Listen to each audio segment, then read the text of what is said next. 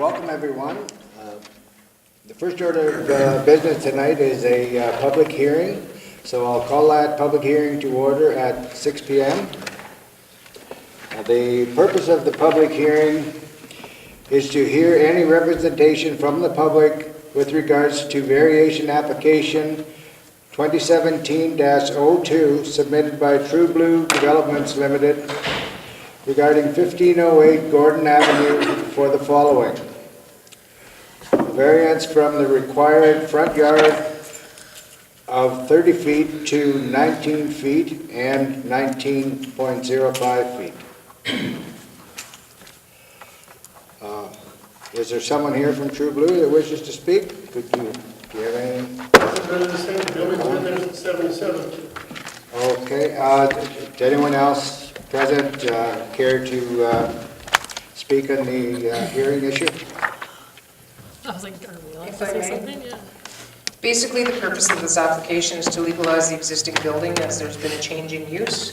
So that is what this application is. We've had no calls as it relates to any concerns with this variation. Okay, thank you. There being no other business regarding the hearing, I'll declare the hearing closed at 6:01.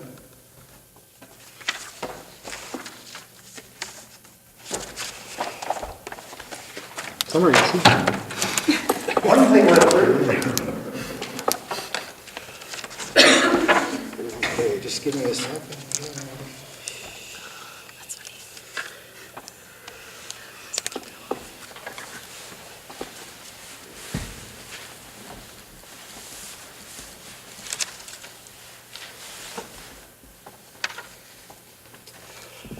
Okay, the next order of business is our council meeting for June 12th, 2017. So I'll call that meeting to order at 6:02. The first order of business is adoption of the agenda. Moved by myself, second by Councillor Marsh. Be it resolved that the agenda be adopted as presented.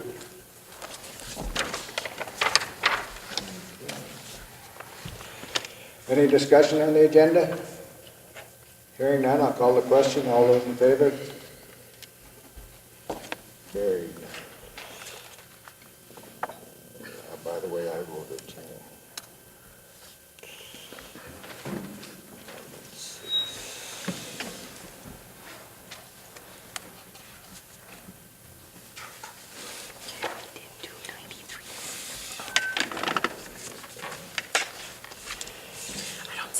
Second item, confirmation of the minutes. Moved by myself, second by Councillor Marsh. Be it resolved that the minutes of the public hearing, regular council meeting, and the committee of the whole for May 23rd, 2017 be hereby approved. All statutory declarations having been complied with. Thank you. Any discussion on the minutes? Hearing none, I'll call the question. All those in favor? I'll abstain. I wasn't here. One abstention. I should abstain as well. I wasn't here either. Sorry, Brad. So can you move them? I did. 3, 4, there's 4 reasons. No, but can he It just sign the doesn't matter, just resolution? put it on the table, sorry. Okay, Yeah. that's okay. So you want to be recorded as abstain? Yeah, please. Sorry.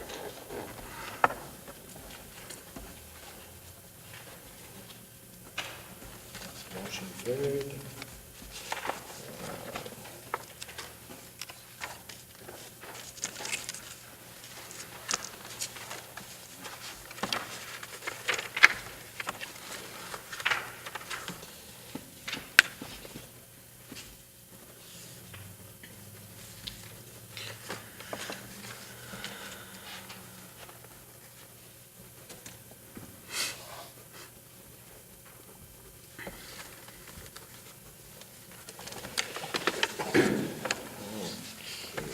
The next order of business is item 4, citizens period, and 4.1 is an issue regarding closure of footpath between Traeger Drive and Cudmore Crescent. There's a letter of petition and pictures.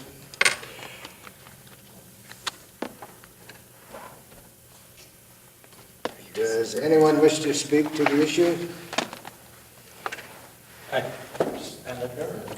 Just come up with a microphone. Go for the middle seat and the microphone. Oh, nice, I got a seat.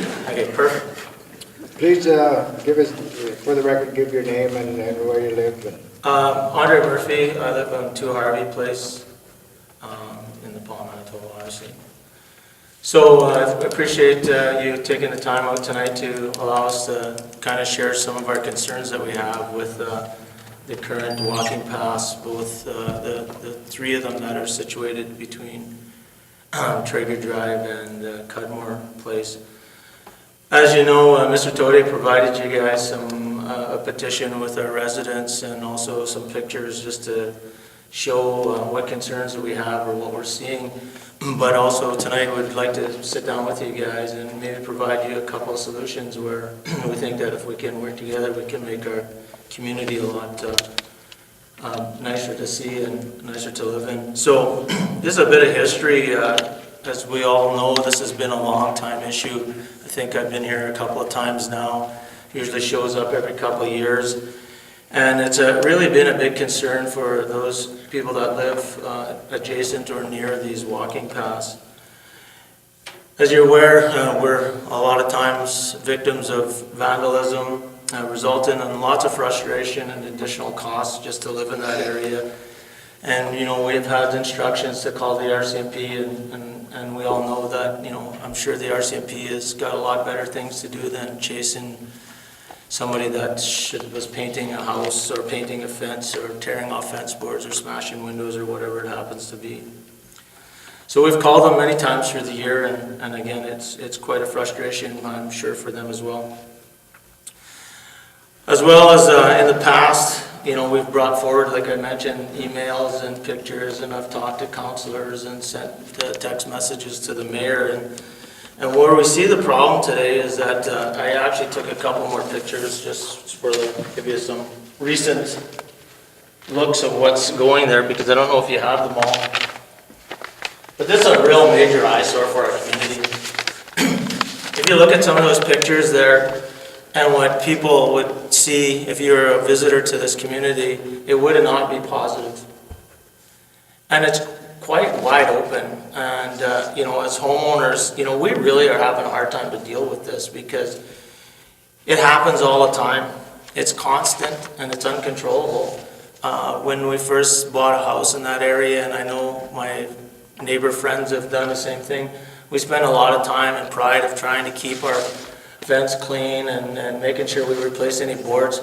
But it comes to a point in time where you just kind of give up. And I think that's where a lot of people are. And we don't want to give up because, you know, we believe that that's an important part of our community. And if people see that as a picture, that's what they're going to take away from it. They won't look at the good stuff. So as I mentioned, you know, we've had numerous issues. People are unhappy with what some of the activities are going on in that area. And as I mentioned, you know, I know I've talked to Alan about it a few times. I've talked to Chad. I've mentioned it to Andrew. I've talked to Jim Scott. And I'm sure others have talked to you guys about this stuff. And, you know, it's getting to a point now where even being a homeowner in that area, people don't even really want to go out in their backyards because of what's happening, you know, in what the activities are going on. And one real concern for me is really that loss of pride by our residents in that area. And I point my fingers at myself because I've kind of given up on that walking path and I don't spend any time back there. And honestly, from where I sit in my yard, it's fine because my fence on the other side is perfectly clean. My yard's nicely and tidy. And if we want some peace and quiet, we just sit in the front yard. So I know, you know, we can spend a ton of time talking about all the negative stuff because, you know, as I mentioned to others before, the easiest job in the world is to be a fault finder. And we could spend another couple hours here, and I'm sure all of my neighbors could come up and tell you all sorts of stories that they have as well. But, you know, what we really want to do is put forward some possible solutions. And, you know, we sat down and talked a little bit about them, and, you know, some of the solutions are, as you know, maybe we should just sell that land to the homeowners and allow us to take it over. I know that the owners that are adjacent to that property would be willing to purchase that land. Well, if we do purchase it, we'll maintain it, we can fence it off, and then, you know, the traffic that's using that will have to use the well-lit sidewalks of Cathedral Avenue where people should be walking anyways. The other thing we could do is maybe just permanently close the sidewalks and leave it in the town's, you know, control, so that if we just close that walking path, you guys still own it, and, you know, you obviously have to maintain it, but if you ever decide you want to take it back or you need to use it for something, it's now in your control and you don't have to worry about negotiating with a homeowner, especially if you're negotiating with me, because the price will be about 300 times the cost. Just kidding. I took that from Al, so. Or, you know, another thing we could do is maybe just temporarily close the walking paths and monitor the impact and see if there's any improvements achieved. And so anticipating that we'd have some concerns with those type of things, that we talked about, you know, what would we do if we sold a walking path, or we closed them? You know, will it increase traffic along Cathedral, move the problem? And it will absolutely increase traffic along Cathedral. That's where people should be walking, along the streets. I mean, walking down the sidewalks where it's lit, right? Will it move the problem? It's highly unlikely. Cathedral is a well-lit public access road that everybody's driving back and forth of it. All the neighbors' windows are pointing to the street. So to get away from it being in a hidden spot, it's unlikely that you're going to carry the same problem as you would when you have a closed, hidden area where people can do something and be out of sight real quick. You know, we were saying if you're concerned about the solution of selling or closing it permanently, like, why couldn't we just trial this for 3 to 6 months? It's nice out right now. It's summertime. Yeah, people have to maybe spend a little bit more time walking, few more minutes in a day, which is not too bad for you guys like myself. Could use a little bit extra walking anyways, but you know, what is really the big concern there?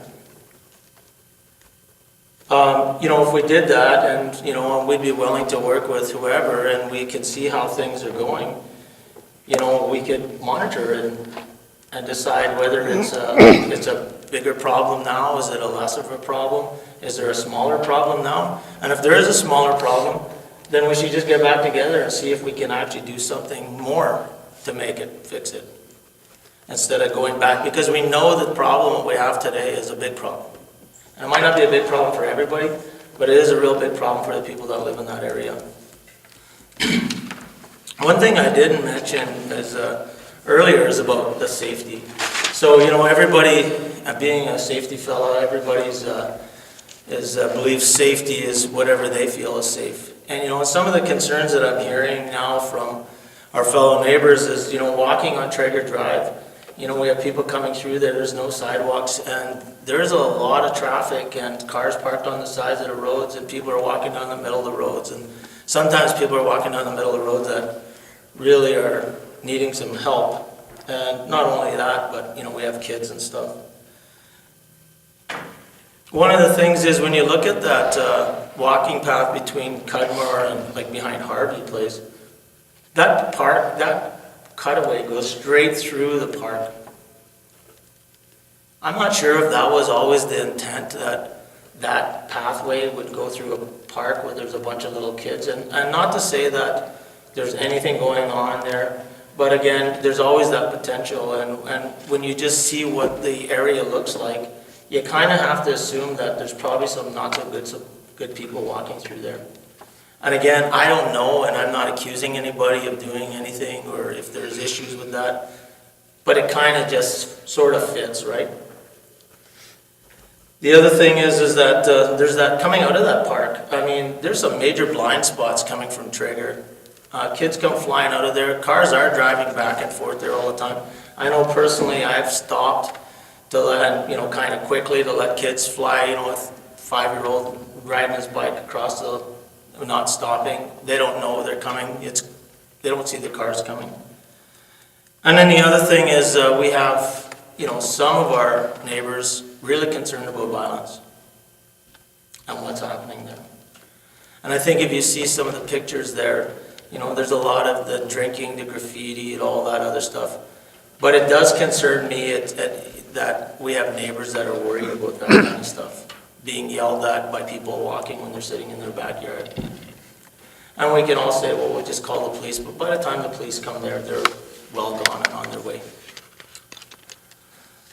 So again, just to circle back there, I believe that if we don't want to permanently close something, having some sort of trial period where we can monitor to see if the actual problem gets better or worse, or allows us to work on something.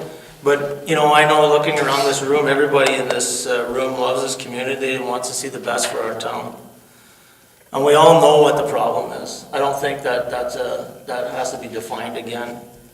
And we're all going to love to fix it. So we really have to do something different. If we're worried about making changes, then we're never going to improve. Getting better means doing things a different way. We've talked many years about these walking paths, and I'm not sure we've really tried anything significantly different. And now's the time to actually try something and see if it gets better. And if it doesn't get better, then we try to do something else. So we're all sitting here, and we likely agree that it needs to be fixed, but if we're not going to do anything and not to try, it'll always stay the same, and everybody remembers the definition of insanity, right? We'll keep doing the same thing over and over again, and we'll hope for a different result. Questions? I have one. You said like to monitor. Are you out thinking that the residents are going to monitor it, or just like with the RCMP calls and that? Well, I think that if we do make a change and something happens, I'm sure people will be coming to this committee and saying, hey, what we did over here now has created this. Yeah. It's like anything. I don't know if you have a formal monitoring system, but you have to recognize that you made a change, you're doing something different, and you should expect some feedback. And typically, the only feedback you'll hear is the negative stuff. I was at the COPP meeting and that actually came up, the walking paths. So, and this is the second time I've heard about it, and I realized, and there is a problem, that those pictures they're very yucky. I totally understand. So, the yards adjoining, they all have fences, right? Yes. Okay, so if we cut that off, there's no way that people are going to be able, they're not going to be walking through your yards? No. That's not Okay. true, they don't all have fences. McDonald's is the only one that doesn't have the They fence. don't Yeah. have a fence. But But that if can be- you cut off that one, they can't get through anyways because my fence goes straight across, and so Okay. does our neighbors.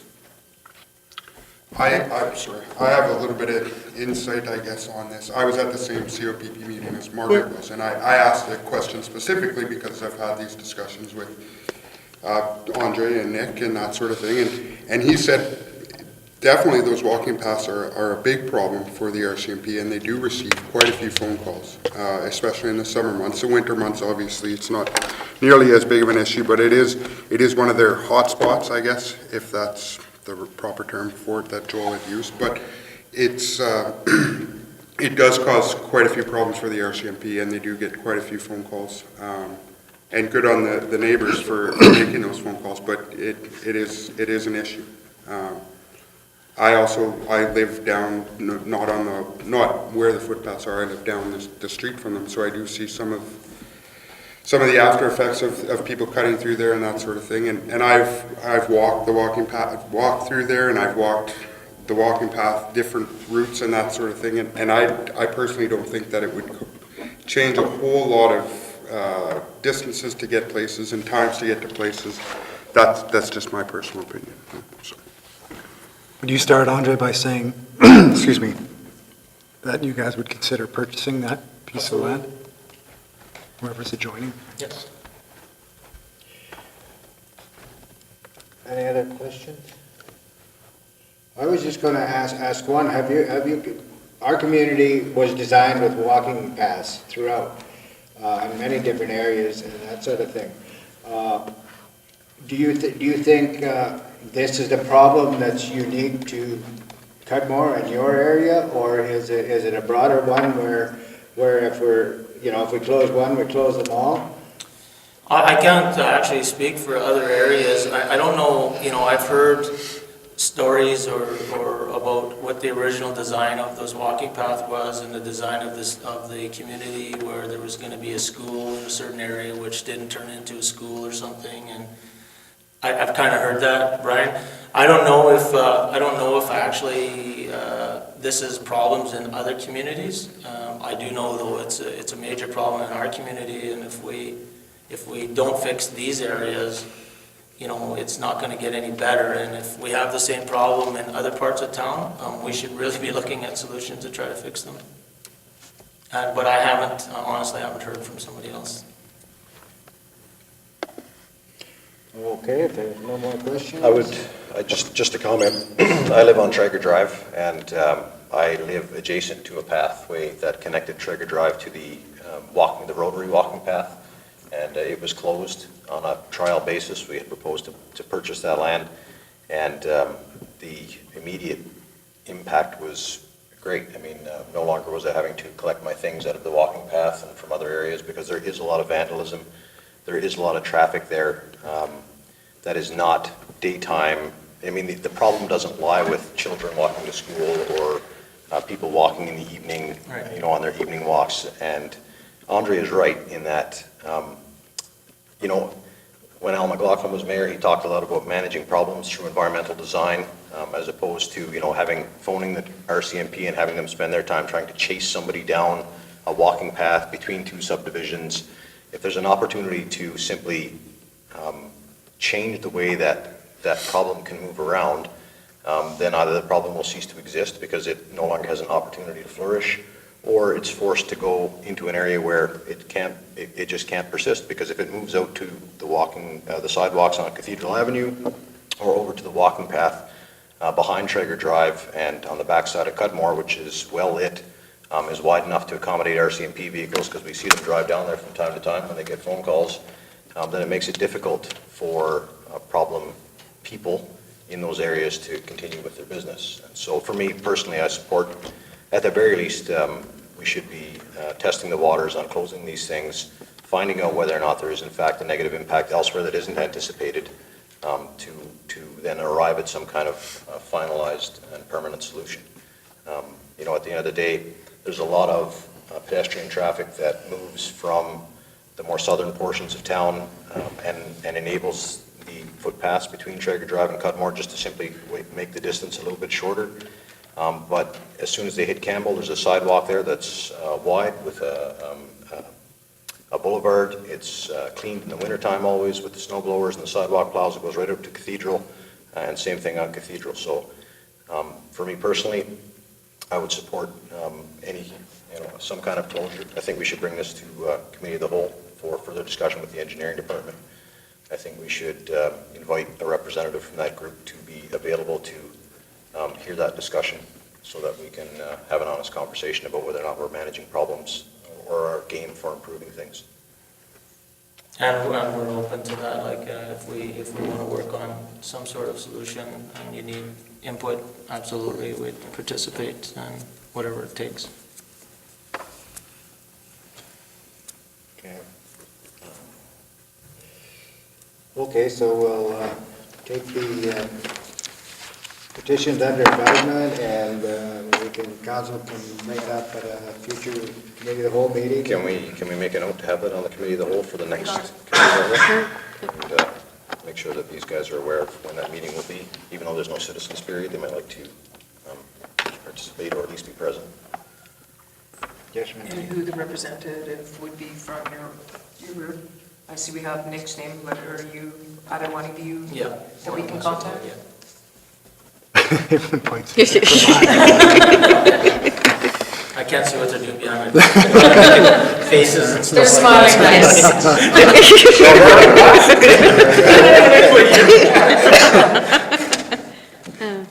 It'll be June 26th. Okay, well, thank you very much. Did anyone else? Sorry. No, I was just gonna say a little recognition to your engineering and maintenance group for helping out Canadian Craft Papers this weekend. We had a major sewer pluggage and they were able to come out and give us a hand, so thank you very much for that. Thank you. Pass that along. Just kidding. Do we have to stay for the whole meeting? Yeah. Yeah, you all have to stay. That's why they pointed you. Carol's representing us.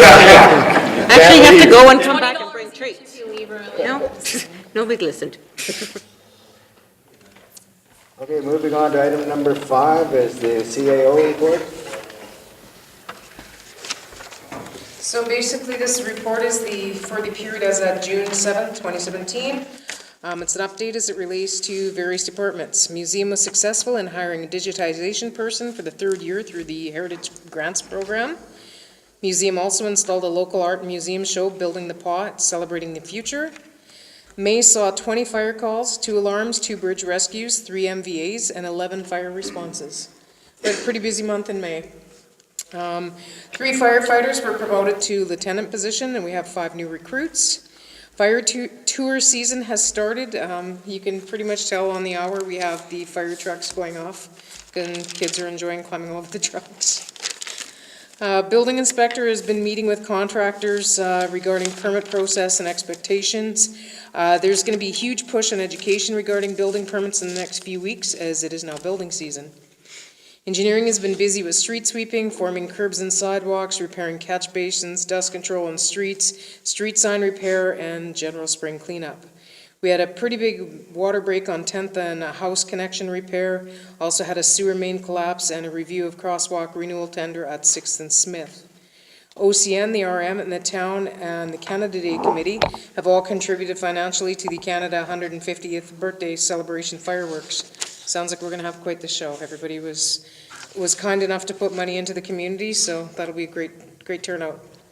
Donations were received for awards for Kids of Steel for next year. Unfortunately, there weren't enough participants in it for this year, and we also had a donation for minor soccer and minor ball equipment for the program. Shrine Circus was a huge success.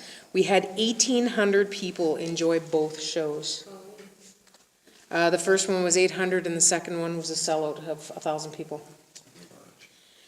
Wellness Wars competition took place May 26th. They had a great turnout for the participation. What they did was they carried their Wellness Wars outside into the fields. I don't know if you were part of that. Apparently your team got skunked. It's not about who wins or loses. It was a good time had by all. They said actually going outside added a lot to it. Average age of the other team was about 19, and the average age on our team was about 35 to 40. Which was pretty amazing. Sorry, Brian, I swear I didn't catch it. She said she wanted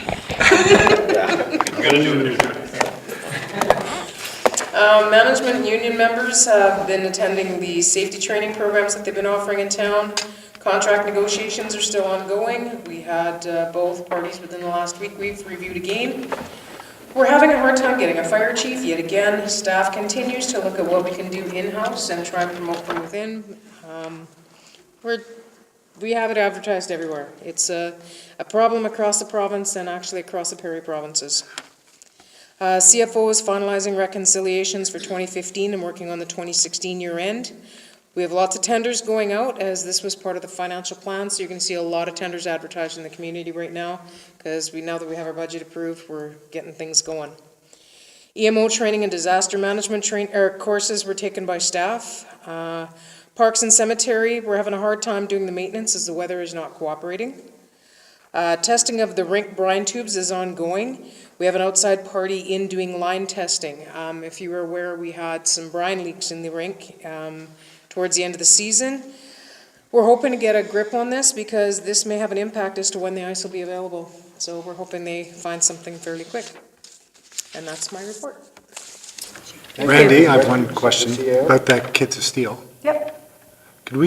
I know they didn't run it and it was based on numbers. It'd be good maybe if they published what numbers they need to put it on. Okay. It was my understanding that Amber did share that information. I don't know, I mean, it's just not for Yeah. us, but I mean, as a community, so people know if we want to do it, For sure.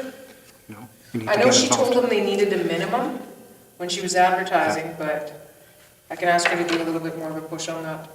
I think they're doing the same with the mud run. right? They need 150 by a certain date, or they're certain not date. going to do July it. 1st. There you go. That's the early, they want early birds, but everybody needs to remember, like, this is such a last minute town though, like, It is. Well, I know she People reminded waited till them the right very last until the minute, Monday. yeah. Everybody had until the Monday to sign up, and it was a big push again. Fair enough, but then everyone's mad when it doesn't happen. I know. So if we're not going to step, and this isn't a knock against staff, it's a knock against us, right? I mean, if we want to have these events, then we got to Sign up commit to early. them. I've signed up for the mud run, Andrew. Did You? I was just going to say, thankfully for me, I don't ever go to things like mud runs or triathlons. We should do it this year. Well, we're all or going. stuff like that. Chad's going. We signed Chad up and the I council. We're all going. Well, that's great. I'll be happy to, I'll get my we took it out of your pom-poms. travel budget. Get my pom-poms and cheer you guys up. No, I have the skirts all made up. Oh, yeah, okay. I will pass it along, but that's part of the challenges we have, is we do Right say, here, you right? guys, Like, we need to we- do this. Yeah. Yeah. And we extend it, Sure. and it still So you doesn't should just say, get. you know, we need 50 kids by this date. Yeah, and If we she don't did. have it, we don't This have time it. she actually did. Yeah. Yeah. But it's for those poor people that did want to participate, that there wasn't enough, and One comment unfortunate. that I heard from the schools was that they didn't get anything, that usually they get like registration forms and all that kind of stuff, I and asked her about that. yeah, Kelsey School said that they never received anything this year. And I mean, it's possible to get lost in the shuffle of things, but that was just one comment that I heard a lot. Will do. Any other questions of the CAO's report? Hearing none, we'll move on. Item number 6, bylaws, there's nothing on the agenda. Item number 7, committees, 7.1 is public works and maintenance, resolution for the Rose Avenue tender. Moved by myself and seconded by Councillor Zelinski, whereas the tender for the LaRose Avenue Infrastructure Renewal Project closed on April 20th, 2017, and whereas J.R. Cousins Consultants Limited opened and reviewed the 8 bids that were received on April 20th, 2017. Therefore, be it resolved that council accept the tender submitted by Fansec Construction in the amount of $4,240,679.63 for the LaRose Avenue Infrastructure Renewal Project. I had to say that too many times. Any discussion on the resolution? Just that I'm really happy Oh, to see yay. this finally Just- move forward and officially shovels should be in the ground soon, right? And Sam said I could go with the sledgehammer. He promised me. Okay, I was just wondering, there's no reference to, I know we discussed it in committee of the whole, but there's no reference to any additional costs from, was that a budgeted item? Yes, Okay, if it's a budgeted, how could it be? because Just we got the tender? passed the financial plan and then we passed a resolution to have the remaining come from the infrastructure renewal, I believe, fund. Oh, okay.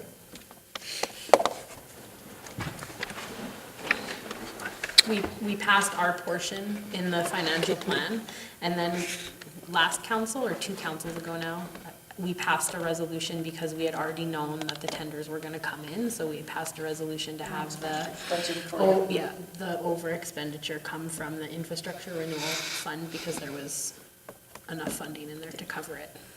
Okay, yeah, because it was about 11%. All right. Correct, I'll yeah. Call the question then. All those in favor of the resolution? Motion carried.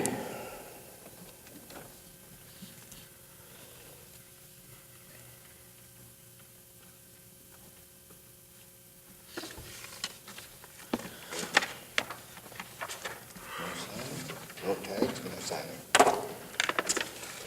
Okay, 7.1.2 LED lighting, Civic Center.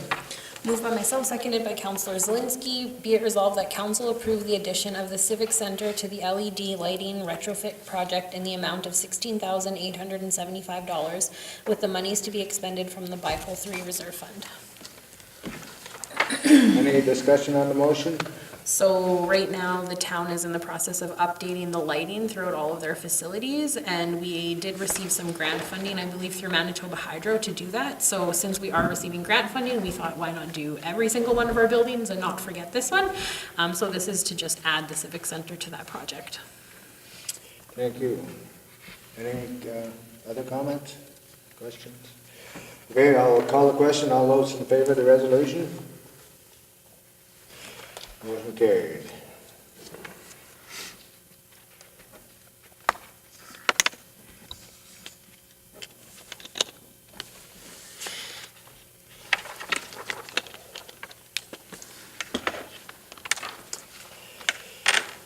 And 7.2, personnel, no action required. 7.3, finance and administration. 7.3.1 is handy van, request for short-term loan resolution. Moved by myself, seconded by Councillor Commodore. Whereas at the May 8th, 2017 council meeting, council passed a resolution authorizing the signing of contribution agreement under the Public Transit Infrastructure Fund with the Government of Manitoba for the purchase of a new handy van, and whereas the cover letter from Manitoba Intergovernmental Affairs dated April 26, 2017, under the heading Claims for Payment and Eligible Costs, it states that it will be approximately 6 weeks from the time the final invoice is submitted to the funds actually being received, and whereas the handy van office manager requested council approve a short-term loan to cover the federal portion of the funding as the handy van does not have enough funds to cover the federal share, therefore be it resolved that council approve an advance in funds in the amount of $51,443 to the PAW handy van to cover the federal portion of the Public Transit Infrastructure Funds grant for the purchase of a new handy van. So this is simply a short-term loan to allow for the handy van to make their purchase of the new handy van, as happens from time to time from the town, and the federal government will be granting that money back. Any other discussion on the motion? Questions? Okay, hearing none, I'll call the question. All those in favor of the resolution? Resolution carried.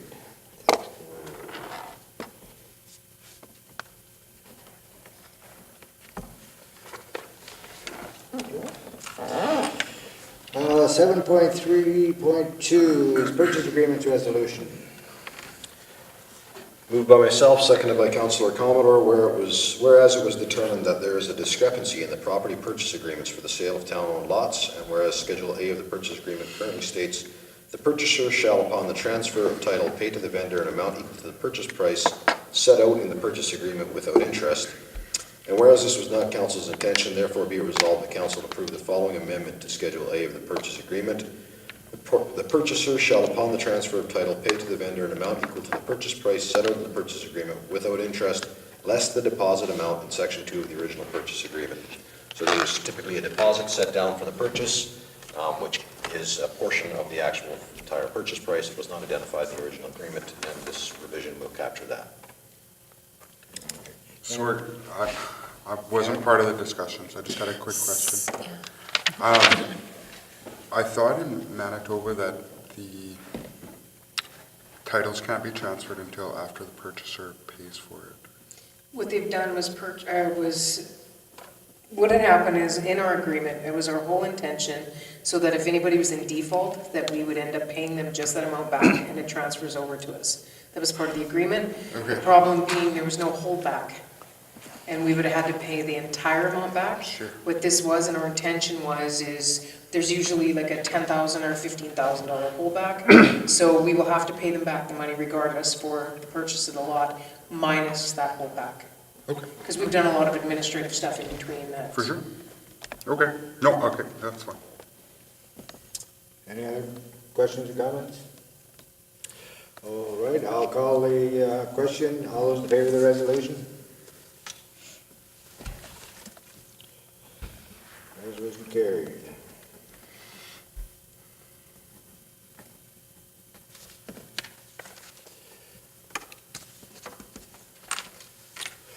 Item number 7.3.3, payroll and accounts resolution.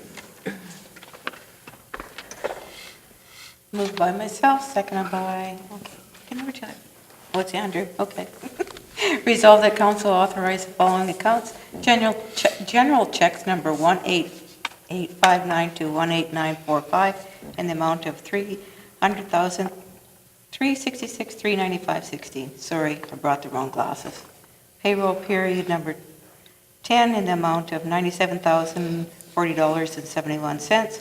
Electronic funds transfer in the amount of $99,665.25. Self-explanatory, paying the bills. Thank you. Any discussion on the resolution? Hearing none, I'll call the question. All those in favor of the resolution? Thank you. Carried.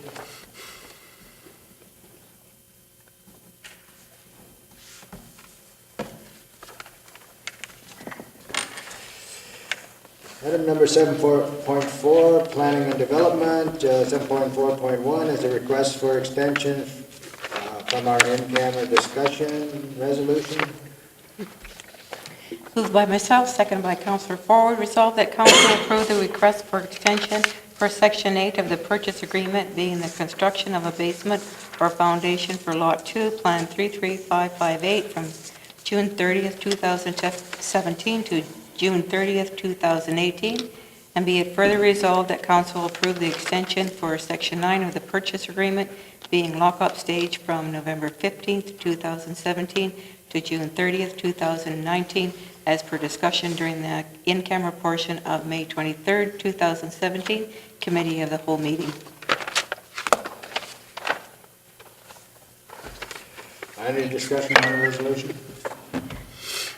Hearing none, I'll call the question. All those in favor of the resolution? Resolution carried. Oh, indeed.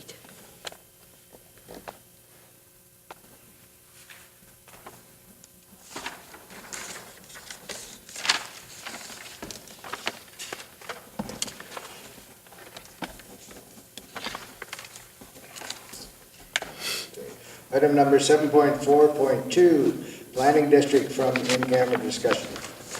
Moved by myself, seconded by Councillor Ford. Be it resolved that Council of the Town of La Paix agree to enter into a planning district with the rural municipality of Kelsey, the assistance of the Community and Regional Planning Branch, Thompson Office, Department of Indigenous and Municipal Relations, as per discussion during the in-camera portion of the May 23rd, 2017 Committee of the Whole meeting. Any discussion on the resolution? Just by way of my comment, I'm happy that we're moving forward with this and working with our neighbors in the RM so that jointly we can move together in defining what our communities are going to look like and how they're going to function together in the future. So I think that's a great step. So I'll call the question. All those in favor of the motion? Motion carried.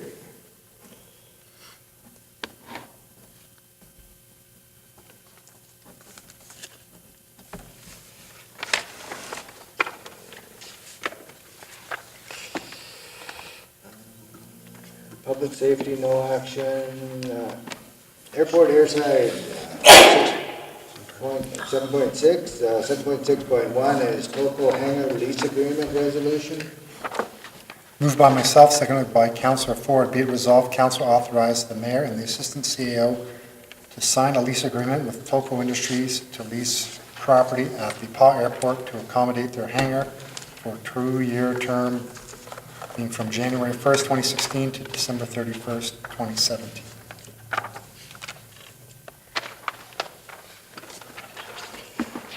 Any discussion on the motion?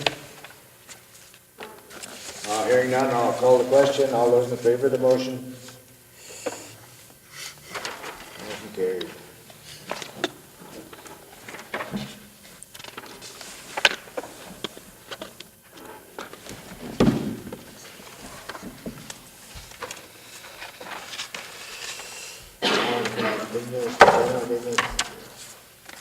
Item number 10, citizens period. Does anybody wish to speak? No one's coming forward, so. Item 11, committee of the whole. That's when you do the committee reports, everybody's committee reports. Oh, this is the general business. My apologies, I'm back to general business. Council ready. Okay. Chamber of Commerce. Councilor Commodore. That would be me. Unfortunately, I was only able to go there for half the time. We were talking about an award, UCN award, which I will not say who it is. I talked about the loitering downtown. We discussed the visitor center has been sold, so we're trying to figure out what we're going to do, what's our next step. We did, what they looked at here, I have a survey, but I don't have all the results yet.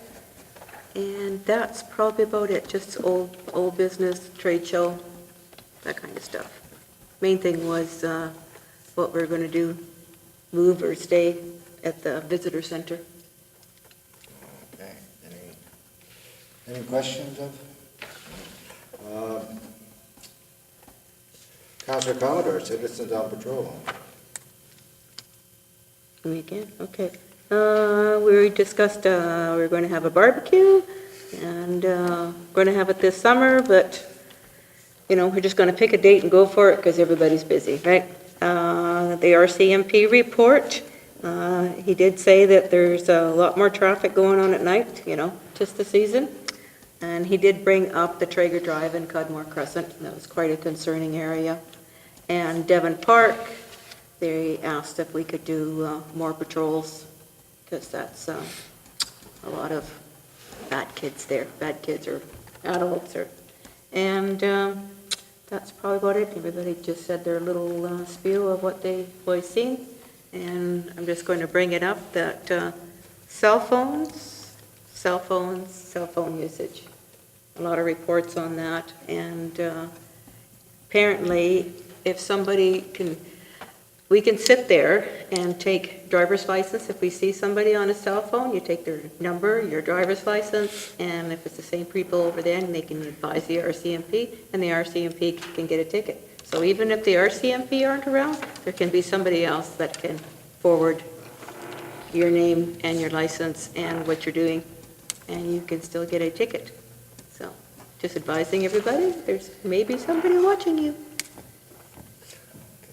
Thank you. Councilor Morris, Destination Marketing. We had a quick meeting last week to discuss the hiring of a staff person, so we have a job ad in Wednesday's paper, and there was one in last Friday's paper. So we don't have a formal agreement yet, but we're partnering with the CDC so that the staff person would work jointly for the CDC and the Destination Marketing Committee. And I apologize, but my council email still isn't working on my iPad, so I can't pull up the job description, but it's in the paper if anybody would like it. And if you would like to apply, you can drop off resumes to the Paw Community Renewal Corporation, attention Darcy Thompson. And if you would like more information about the position, you can contact our chair, Lonnie Karpick. And yeah, we haven't had any new grant applications come in since the last batch that we approved, and I don't think we have another meeting date just yet. We'll wait until we have something with the staff person. But we did appoint a couple people to a committee also to sit on a joint committee with the CDC that would look after the interviewing and the hiring of the person and coming up with a more detailed job description. Thank you. Councilor Zielinski, the Recycling Board. I actually wasn't able to attend the last meeting. So I don't know if Councilor Forward or Councilor Commodore have something. It was the shortest one ever. 24 minutes. We were in and out. Business as usual, doing good. People were liking the pickups. So, yeah, we're very lucky to have Margie Greenwood managing because she knows her stuff and she can get work done. Okay, thank you. Councilor Morris, the Paw Community Renewal Corp. Our next meeting is in a couple of weeks, so I will have something to report at our next council meeting. Thank you. Councilor Forward, the Library Board. Library Board met on Thursday of last week.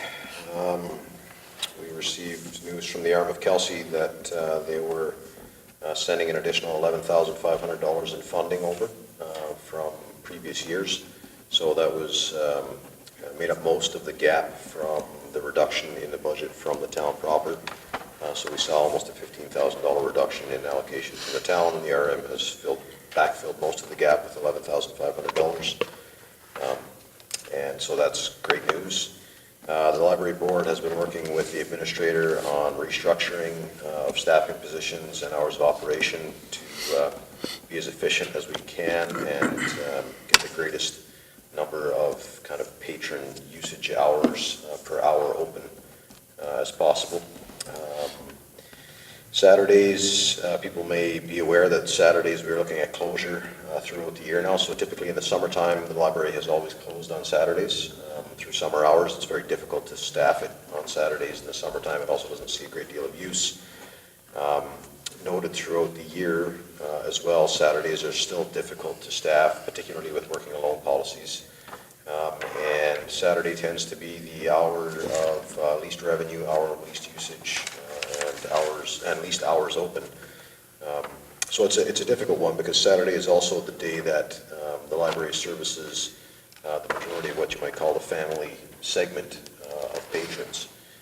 It's not a huge usage amount on Saturdays, but it is definitely during the weekend. There's definitely a different demographic that participates in using the library on Saturdays.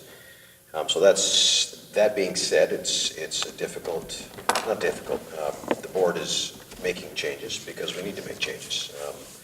These are tough times, and so we want to make sure that we're as efficient as possible and see what we can do to work things out. So the library will be closed this summer on Saturdays as per usual. The library will remain closed in September on Saturdays. We did do a bit of research. There are, I think, something like 26 libraries in Winnipeg, and only 4 of them are open on Saturdays. The remaining 22 are all closed on Saturdays and Sundays. So this is not, Flin Flon is closed on Saturdays and Sundays. This is not necessarily new ground. It will be a change here, which is unfortunate for people that rely on it on Saturdays, but that's not the greatest amount of usage. So the library board and the administrator and the staff have been working at finding ways to stretch out the budget and still provide the service that people are looking for. There's been a grant application made to the Moffat Family Fund for programming. We also passed a resolution accepting the financial audit for 2016. It was approved, so 2016 saw through the audit a operating deficit through the year of $19,000, which was covered off by a net surplus of $46,000 from the year previous, leaving behind a net cash on hand value of $26,000, of which only $13,000 is cash, and the $13,000 is in short-term investments. They have a reserve account for, I think it's called a Millennium Fund, that has been a fundraising fund for the library for many years. So that sits there as an asset identified as cash, but isn't really cash on hand. So, to that end, the library has seen an operating deficit, not every year, but quite frequently. So hence the discussions around changing things to try and make this, to make the library as serviceable as possible and as cash efficient as possible. So it's a very hard-working board, a very dedicated board, and a bunch of very dedicated staff and administrators as well. And our next meeting is scheduled for, I want to say July the 12th, but I'm not certain of that. I didn't mark it down here. But we have one scheduled for July. Thank you for your report. Joint Committee of Council, Councilor Commodore. Amber's was trying to get a meeting together, but unfortunately we can't get everybody together. There's a total standstill on our trying to get an answer to any of our letters. Nobody wants to answer them. We have the 2 groups, one from Clearwater Lake and one from Rocky. There's no replies. I think and from the government either. I think they're just passing the buck. Maybe that's what's happening, but we're trying to have a meeting and trying to go to the next step and see what we're going to do. Okay, thank you. Councilor Forward or Zelensky, Kelsey School Division Committee. There's a meeting scheduled for this Thursday night. Okay, now myself and the Museum Board, we have a meeting scheduled for tomorrow evening. And regarding Sustainable Forest Committee, we had a committee, the committee met on May the 25th and held a regular meeting. It was attended well. I was only able to remain for part of it, and I'll look forward to the minutes of that committee when I get them. Okay, that concludes that general business. CDC, no? Yeah, I was gonna say, Yes, I was going to Yeah, just me. It's all right, Brian. I won't take it personally. Okay, Councillor Gibb, CDC, So- Community Development Corporation. Further to what Mrs. Morris discussed, Mrs., oh, aren't you Mrs. now? no. Still miss? And why would I be a Mrs. Ah, whatever. Morris? Morris is my maiden name. You're going to change your name? I'm gonna change my name, yes, you're gonna have to learn a new name. Can I keep my old name, please? Sure. I'm having separation anxiety about it. So the CDC met last week, as was discussed. They agreed to the 2-year term for a joint hiring of a person. So that's good news. Further to that, and mostly for the public to be aware, is that the CDC is funded through the Community Enhancement Fund, and the Destination Marketing Committee is funded directly through, The accommodation tax. there you go. So both of them are actually funded through the accommodation tax. So the public's aware that this isn't coming out of local taxpayers' funding, which is a good thing. I know that sometimes people think maybe this isn't the best use of funds, but, so just be clear on that. Also, the statements were provided to the CAO and the CFO last week, so if anyone wants copies of those, they're up until the end of May, so they're fairly current. And that's pretty much it. The new initiative that we're going to be focusing on is property taxes. Okay, thank you, and again, I apologize. It's all right, Brian. Instead of glad you spotted it right away. Good eye. Okay, moving on, we'll, Motion to adjourn. okay, we have a motion to adjourn. All right. Meeting adjourned at 6:57.